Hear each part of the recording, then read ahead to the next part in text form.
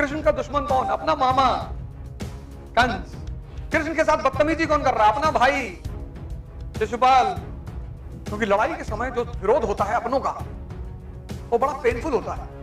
तो जिनको कुछ नहीं करना होता है वो इन लोगों को बहाना बना लेते हैं, और जिनको कुछ करना है उनको समझ में आ जाता है कि अरे ये तो सबके जीवन में और सबके साथ है, ऐसा नहीं तुम्हारे साथ, सब। इसीलिए मैं तुमसे कहता हूं अपने व्यक्तित्व पे वर्क करो, पर्सनालिटी पे।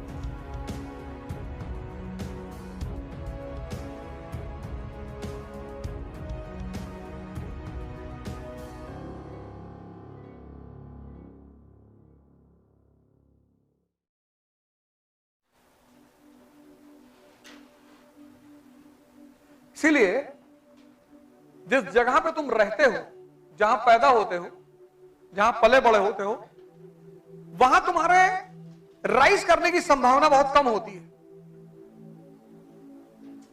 उसकी वजह बता दूं, वहां सब तुम्हें जानते हैं,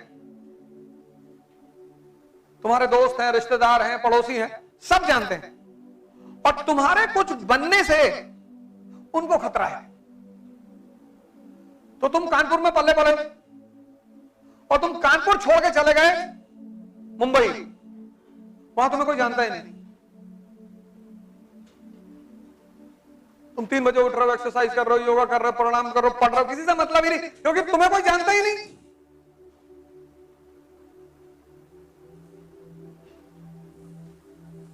बस यही फायदा है अपनी जगह छोड़ने का, ये बहुत बड़ा फायदा है। जो लोग तुम्हें जानते ही नहीं, मुंबई में तुम्हें कौन जानता है? कोई नहीं जानता। कोई कोल्हापुर का है, कोई सोलापुर का है, कोई सतारा का है, वो तुमको कोई जानता ही नहीं। और लोग तारीफ कर रहे हैं तुम्हारी कि भैया 3 बजे उठते हैं, ये बगल में भाई साहब जो कानपुर वाले हैं, 3 बजे भैया उठते, भैया हमारे लड़के को उठा दिया करिए।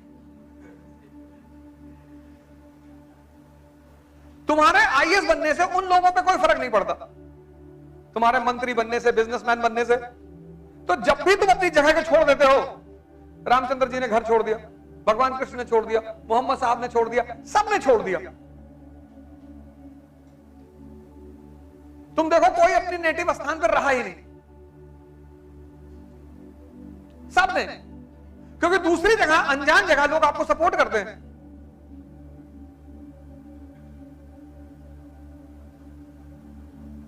जब तुम अनजान जगह जाते हो तो लोग तुम्हें सपोर्ट करते हैं, मदद करते हैं, तुम्हारी सिंपैथी दिखाते हैं तुमको, क्योंकि वहां तुम्हारा कोई होता नहीं।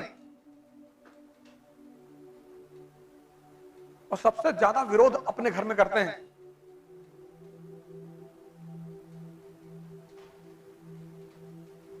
चाणक्य की नीति कहती है कि जब पपीते का फल पक जाता है ना, तो उसको कपड़े से बांध दिया जाता है, जिससे उस पर कीड़े, पतंगे, सांप, सबसे ज्यादा सांप चढ़ते हैं उस पर। उसकी खुशबू इतनी तेज होती है पपीते की कि सांप चढ़ता है। और पपीते का फल जब पक जाता है तो बस हल्का सा पुश करो, नीचे आ जाएगा। तो अर्थशास्त्र, चाणक्य नीति कहती है कि तुम उसी तरह अपने आप को ढक लो, तुम क्या कर रहे हो किसी को पता ना चले।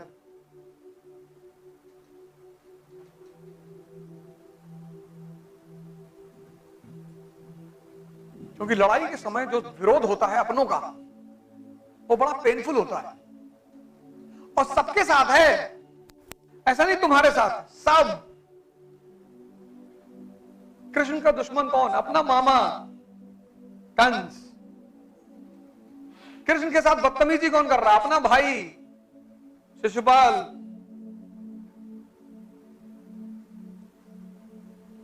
सब रिश्तेदार ही तो हैं। ये सब रिश्तेदारी तो हैं। राम को जंगल कौन भेज रहा? उनकी मां कैकेयी।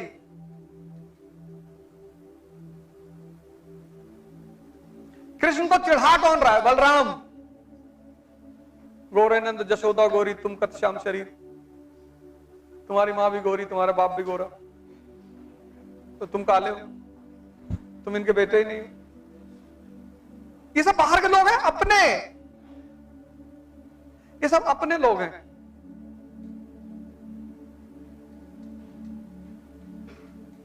और ये सबके घर में है। हर घर में कोई केकई है, कोई कंस है, कोई शिशुपाल है, हर घर में। कोई घर ऐसा है ही नहीं जहां ये लोग हो ना। और तुमको हमेशा बाहर के लोग काम आएंगे, सुग्रीव, हनुमान, बाहर के लोग। और जब तुम इन बाहर के लोगों के बल पे लड़के कुछ बन जाओगे, तब ये रिश्तेदार भाग के आएंगे। तुम एक बार हमारे मुंह पे थूक दिए थे, हम तुमको कुछ बोले थे?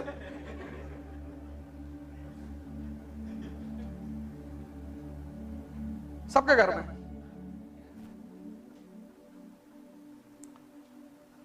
तो जिनको कुछ नहीं करना होता है वो इन लोगों को बहाना बना लेते हैं, और जिनको कुछ करना है उनको समझ में आ जाता है कि यार ये तो सबके जीवन में कोई दिक्कत ही नहीं। इसीलिए मैं तुमसे कहता हूं अपने व्यक्तित्व पे वर्क करो, पर्सनालिटी में। सुबह उठो 4 बजे, 10 बजे सो जाओ। नींद नहीं आ रही, खड़े रहो, लेटो ही मत, खड़े रहो जब तक मन ना कहते कि सोएंगे। मन से कहो कि जब सोओगे तो बता देना, लेट जाऊंगा, लेटो ही मत, खड़े रहो और हाथ उठा के खड़े रहो जैसे बचपन में खड़े होते। देखो तुमको अगर 10 मिनट बाद ये ना कहते भैया नींद आ रही, भैया तुम लेटे हो, ये मजा ले रहा है तुमसे। तुम जितना नींद लाने की कोशिश कर रहे हो उतना ये तुमसे मजा ले रहा है कि नहीं लाने देंगे नींद। और तुम लड़ाई कर रहे हो कि हमें नींद लानी है, ला ही नहीं रही। रात के 1:30 बज गए नींद लाते लाते, और नींद ला रहे हो, आ ही नहीं रही। इधर पलट रहे, उधर पलट रहे, उधर जा रहा, और ये पीछे से मजा ले रहा है कि लाए नहीं नींद तुम अभी तक। फिर तुम 1:30 बजे ऊब जब गए तो तुमने किताब उठा ली पढ़ने के लिए। अब तुमने ऊब में किताब उठाई है, खुशी में नहीं उठाई है कि जब नींद नहीं आ रही तो पढ़ लो। और तुमने किताब उठाई, ये धीरे से झपकी मार देगा। तपस्या करना है, तभी उतनी शक्ति पैदा होगी।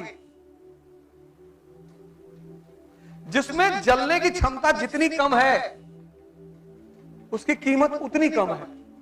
कागज, आग लगा तो जल गया।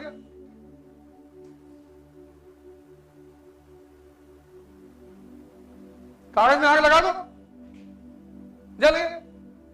जिसके अंदर तापमान सहने की क्षमता जितनी कम है, लोहा गलेगा नहीं जल्दी, लाल हो जाएगा, पूरा टेम्परेचर बर्दाश्त करेगा, लाल हो जाएगा। और जब वो लाल हो जाएगा तभी तुम उसे परिवर्तित कर सकते हो। ठंडे लोहे को तुम परिवर्तित भी नहीं कर सकते। सोना चाहे जितना गला दो, राख कभी बनेगी ही नहीं। यही सोने की वैल्यू है। दुनिया में किसी भी धातु को तुम जला दो वो फाइनली खत्म हो जाएगी, लेकिन सोना कभी खत्म नहीं होगा। तुम सोने को जलाकर खत्म नहीं कर सकते। यही सोने को कीमती बनाता है।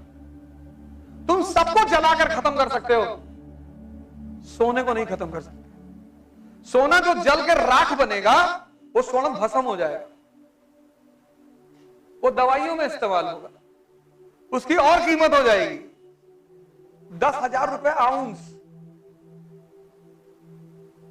मतलब एक चुटकी 10,000 रुपए का।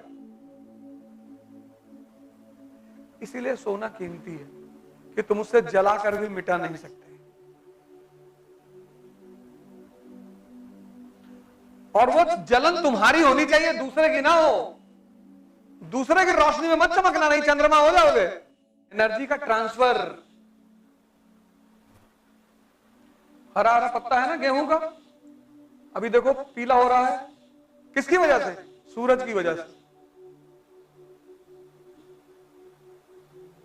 वो जो गेहूं खाओगे वो इनडायरेक्टली किसकी एनर्जी खाओगे? सूरज की।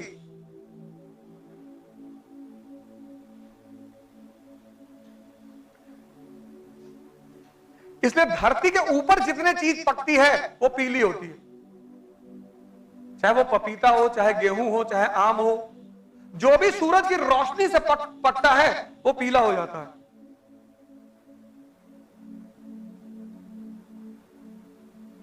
इसलिए जिसने भी हिंदुस्तान में पीतांबर पहन लिया मतलब वो पक गया। इसलिए साधुओं के भी अलग अलग रंग हैं। हर साधु एक जैसा कपड़ा नहीं पहनता, कुछ सफेद वस्त्र पहनते हैं, कुछ पीतांबर पहनते हैं, कुछ गेरुआ पहनते हैं, और सबके अलग अलग प्रतीक हैं। क्योंकि जहां शक्ति है वहां शोषण हो ही नहीं सकता।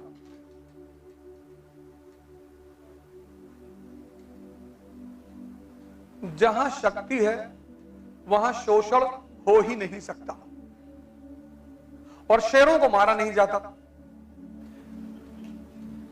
शेर जंगल नहीं खाते, घास पत्ती नहीं खाते। ये जो हर्बीवोरस है, सारा डेजर्ट की कहानी ये भी है, पढ़ो तुम इसको। इकोलॉजिकल इंबैलेंस, कार्निवोरस जानवरों को मार दिया, इकोसिस्टम डिस्टर्ब हो गया। ये भेड़, बकरी, डियर, हिरन, जिराफ, ये सब पड़ गए, सब फूल पत्ती पेड़ ही खा गए, वो मरुस्थल हो गया। अब वहां के लोग कह रहे कि यार शेरों को नहीं मारना चाहिए था। पूछेंगे ना तुमसे लोग कि शेर की बलि क्यों नहीं चढ़ाई जाती? इसीलिए शेर की बलि चढ़ाओगे तो तुम्हारी ही बलि चढ़ जाएगी। अनावश्यक भौंकता नहीं, मतलब ही नहीं। तुम जाओ कभी चिड़ियाघर में, देखेगा तुम्हें ऐसे तिरछे होगे। पर ये कुत्ते की आदत नहीं है, चिल्लाएगा, गाड़ी भाग रही उसके पीछे भाग रहा है, अब आ गए नीचे। ये सब एक फर्क है दोनों में।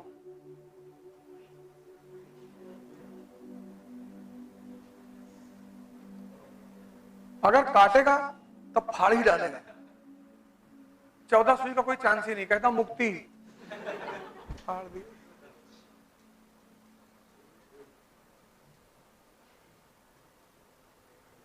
और शेर की मौत बहुत शाही होती है, कुत्ते की मौत बहुत बुरी होती है। लोग कहते नहीं कुत्ते की मौत मरोगे, कोई ये नहीं कहता शेर की मौत मरोगे।